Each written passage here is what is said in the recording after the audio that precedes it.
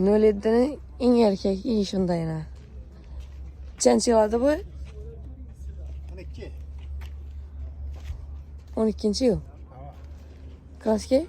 Taze. Taze. Neçe min geldi? 84. 84 min. 84 min 700 yürürken maşin benzinde.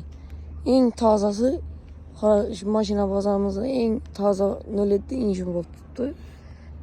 Cazımat tutsun mu? Manası 55 şimdi. 60 devedik de 55'e düştük. Şunki etilgen pultla işliydi. Knopka aynalar hemmesi knopka. Maşin takışkı var. Knopka taklandı. Telefon numarası bırakın. 99'luk 321 Hı. 35 72. Balalarım boş kanasından koygan sıkma. Maşin zor yani. Motorlarından görürüm de. Boynuşum çeng. Hava.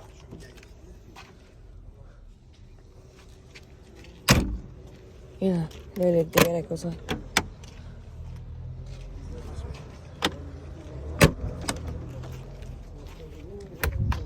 Balıklar başka yere gitmem deseyse yine.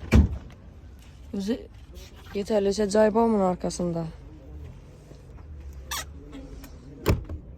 Maşinin geplerini yapılışlarım da yaxşı. Maşin diskelerini düzülüp tuttu. Mesela telefon numarası yani bir mertebe aytmayın. 99'luk 321 35 72. Şu nömerler bemalol bağlanaverasizlar. Nöyle dıkıdır birgeler jo'natib qo'yamiz. Zut hemen ya yaxshi ko'rib aytmayman deb birgelere. Bu o'zi tayyor mashina, asoslar bo'ldi. Sog' bo'lasizlar, salomat bo'lasizlar.